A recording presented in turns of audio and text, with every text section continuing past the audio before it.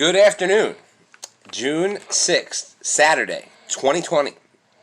And you guys recognize the voice yet? It is Deacon himself. Welcome to the Deacon and Jones show. Today we got an excellent show for you, but first let me introduce my co-host, Jones. Hey guys, what's up? How you doing? Good. Very good, Jones. Very good. The audience is very good. Guys, I wanted to thank you all for the audience. Well, yeah, you guys. I love you guys, but I wanted to thank you guys about all the emails we got, all the feedback we got. We love you guys, and thank you so much. And we are gonna have a winner for the prize. We'll explain that every week. We're gonna announce the winners of the prize weekly, and we got a lot of good answers. But I just wanted to bring a new part of the show. We're going to try something different. It's called Communications Breakdown, because I know that it's not a big deal, but last week there were two mistakes that were made on my part where I wanted to correct them that we listened to after. And as you guys know by listening to the show, because everybody listens to the Deacon and Jones show, that, we who's anybody. Anybody's anybody. You know that, Jones. But, Jones, how many takes do we do? 1. So if we make a mistake now, we're going to do something a little bit different for you guys that'll make the show a little bit better, and I think it's an improvement for the show. Again, that's called Communications Breakdown, and that's going to be at the end of the show. Now, jumping right into it, Jones, because we got a great show today. We got Kurt of A1 Technologies. Our first visitor. He's coming on the show, and it's going to be good because I'm excited about this, and I think that you guys are going to have good points to bring up, and the audience is definitely excited. Now, I want to give you guys a little bit of a heads up. Of course, we're going to have a Metallica segment in the show, but this is not your average metal, rock and roll type of show that you're used to from us. So we do apologize, and we will get back on schedule next week, but we do deliver to our fans. We did receive some feedback, because someone emailed us at deaconandjonesshow@gmail.com. Yes. They did, and they said they want to hear a little bit more country into the show. So, hey, we're country music fans. We know our guest is a country music fan, and we have a lot to offer on that topic. But don't worry, next week we're introducing something that is going to be revolutionizing the show. We're going to introduce you to something... We're fans of all types of music. Oh, all types of music. But, Jones, next week's show, not to promote and take anything away from this week's show, next week's show is really, it's gonna blow the audience away on that one. Because when you reveal that question that I don't even know, because, guys, this is a secret question that Jones won't even tell me, you gotta tune into this, because I don't know what the fuck Jones is gonna ask me on that. But let's get into it, Jones. Topic 1 for today: Investigation Discovery. Tell us about what went on this week, Jones. Oh, Investigation Discovery had a special that it was called 9 at 9, and it was a different story of a different mystery, a real story. Oh yeah. Every night for 9 nights, or I think you counted 8. I don't know. I might have missed the night in there, but I recorded them all, and I only watched 8 of them. But Jones, tell the viewers and listeners. The final night was last night, and it was the truth behind Joe Exotic. Joey Exotic. Kirkham story. Now let's backtrack 1 second, Jones, before you go on there. For the viewers that don't know who Mr. Exotic is, let's inform them. What is his alias? Is Tiger King. And I've never watched Tiger King yet. I know. I'm like behind the 8 ball here. Apparently everybody has watched it, but I have not. And I was watching the truth behind Joe Exotic and Investigation Discovery, and I was a little bit disappointed that it didn't have more about him. It's an understatement. It was more of a... It was terrible. It was more of a Rick Kirkham about him. Yeah. And I really... His drug addiction. As much as, he seems like a cool guy to party with. That's about it. That guy... Listen to the way... And nothing against him. I don't really want to know about him Nothing against him, but just take a look at the footage from last night that we saw that I have not seen. And again, also, too, I watched this, and I watched it live because I thought that, that I was going to turn around and, find some more about the Tiger King that I didn't already know, which was even crazier, but we'll get into the Tiger King in a few. Didn't. I didn't, because I learned about how he was on, what was the name of the show? Inside Edition? Yes. And how he sounds like a normal person, looks like a normal guy, and now he looks like somebody put a spatula on his face, burned his skin, and he looks like he's a washed-up drug addict who smokes 4 packs a day. That's what he is, and that's what he does. Did you see how many cigarettes he smoked during the 4 packs a day, I would imagine. That guy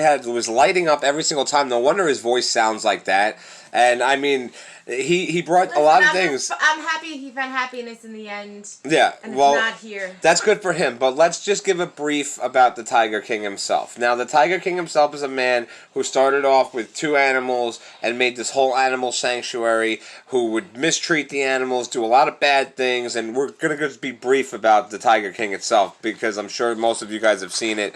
But if you haven't, here's a little bit of the background. So he made 2 gentlemen his husbands that were not gay men, and he just did a lot of horrible things.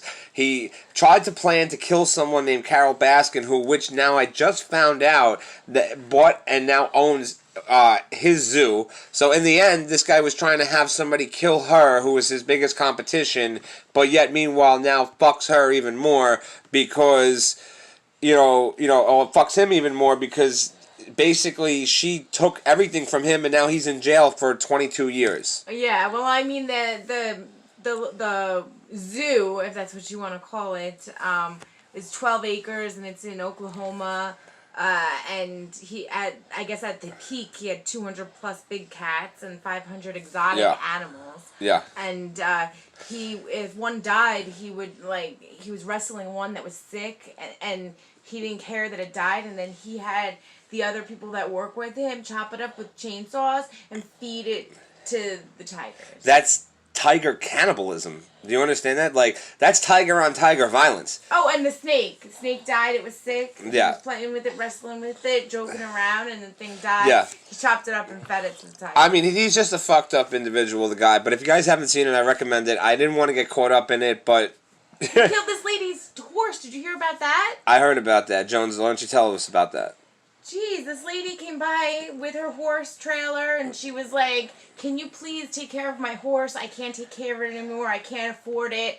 And he's crying with her, telling her, yes, he'll take care of her horse. The minute she leaves, he takes his gun out and shoots the horse. Doesn't even take it out of the trailer first. Chops it up and feeds it to the tigers. That's just insane. And that's, that's just the kind of person that you're dealing with. And I'm not going to give any geographical jokes right now, but, I mean, the guy said it himself. He's the gay redneck. Like, he was giving animal drugs to the people. Yeah, he was tranquilizing them with ketamine and stuff. I mean, people like ketamine on their own. Don't do ketamine, guys. It's bad. But drugs are bad. Okay. But just saying there, you got to look. Unless you're under hospital supervision. Yeah, I mean, especially ketamine, and let's look at it from this perspective. And like, the guy did a lot of fucked up things. Yes. But this guy Rick, who sat there and knew what kind of guy he was dealing with. Because he said, for the first 3 months, I loved being around Joe Exotic. He was cool, but then when he felt comfortable with the camera, that's the exact quote, Joe started acting out and showing the real side of him. Why didn't you get the fuck out of there then and there? Why are you sticking around? Because he sunk everything that he had into this. Yeah. So all of his money, all of get his your equipment, shit everything, and get out of there. It's hard to leave something when you're fully 100% invested. You're right, and I agree with you. But now at the same time, my safety is more important than what's my investment. If I can get something for the reward of this man's arrest. Pays all the time. Like, I'm sure that he didn't put it together as quickly as he made it seem like he did. Well, I don't like this guy Rick, and I'm going to tell you because I think he's a crock shit because of the whole situation where I feel like he needs... What do you mean? He's been clean for 20 years. Clean of what? The guy drinks alcohol. Cocaine. I don't care. If clean of one drug doesn't make you clean. What does that mean? What do you mean? You know what I mean? Like, I'm clean of doing cocaine, but I just drink 2 bottles of liquor a day. One addict to another? You know what I mean? I mean, that's ridiculous. I don't like the guy because you should know when you're put in a bad situation. That guy, Rick, on those cameras, the reason why Joe Exotic burned that building is because this guy, Rick, had enough to bury this guy in jail. This guy may have a chance to get out. They might feel bad for this guy, but this guy had a chance to bury him, and he didn't walk away with it. He would have been more rich if he would have turned this guy in of all the shit that he was doing because of all the other people that would have thought he was a hero from doing this. But that's why I don't like him. But part of the other investigation discoveries to check out. There's a program on The Real Story about Brittany Murphy, right? Yeah. There was a big thing on Jeffrey Dahmer. It was one night that was full of just Jeffrey Dahmer stories and behind Who Killed Jeffrey Epstein. Oh yeah, that was good. That was a little part thing. They got something going on Netflix too about that too about Jeffrey Epstein. But ID Discovery, check it out. Get it on there. 9 for 9. I'm sure it's going to be on demand and. It was great. I enjoyed it. Jones enjoyed it. Cablevision, it's on free on demand. Oh, nice. Yes, very nice. Well, I have DirecTV, so channel 285. You just go on there, you get on demand. That's ID Discovery. But Jones, remember? Let's tell the viewers about that meme that I showed you yesterday. NFL fan bases by category. So they just gave 9 teams. And why didn't they give all of them though? I don't understand. That stupid meme. Yeah, it's a stupid meme. They should give everybody, but I brought both of yours fall on there. Oh, fuck you, Jones. That's exactly why I'm bringing it up. Is both of mine fall on there? So let's give this off here. It says the Pittsburgh Steelers have the best fan base. The Detroit Lions have the most deserving fan base. The Kansas City Chiefs have the loudest fan base. The Cleveland Browns have the most toxic fan base. The Buffalo Bills have the craziest fan base. The Dallas Cowboys have the most hated fan base. The Green Bay Packers have the most loyal fan base. And that brings us to the final 2 on this list, which, of course, Jones blew it for you, shot her load too early, and told you that my 2 teams are on there. So the Philadelphia Eagles are labeled as the most annoying fans. Yes, I would agree. I would not. Fuck you, Jones. I would not go and agree with that. I would say that they're the most dangerous fans. I mean, Philly's crazy. Like they're just insane. You ever been to a game in Philly? No, but you told me stories of your games in Philly. Yeah. That doesn't make me want to travel there to go to a game. Yeah, it's not a fun place. And unfortunately, my heart, the Los Angeles Chargers of San Diego, have the worst fan base in the NFL. Well, and honestly, they don't sell out often, do they?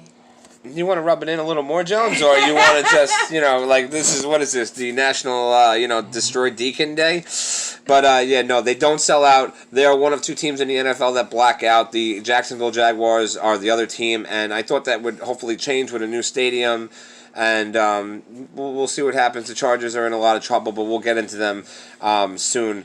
Just a quick update for you guys, listen, if your team wasn't on that list, get me at Deacon and Jones show at gmail.com. Thank you for that, Jones. I was going to say address it to Deacon before the email address. Oh, okay. But it's all right. But, you also, if you guys want a question for Jones, you can address it to Jones in the subject matter, what I was going to say, and subject column. Also, if you want to address it to me, you can put Deacon in the subject column. Get to us at Deacon and Jones show at gmail.com for anything that you want to hear on the show, or let us know if your team was on that list. If your team wasn't on that list, then tell me what you think your team's fan base is, because we want to know.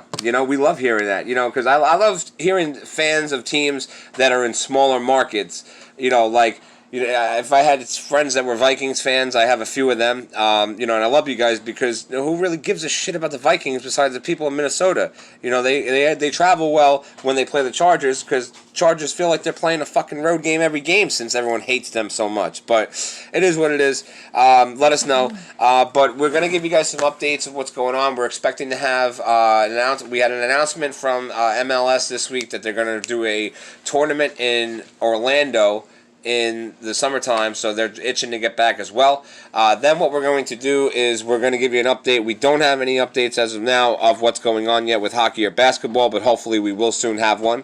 And Jones, that's going to bring us right into our topic. And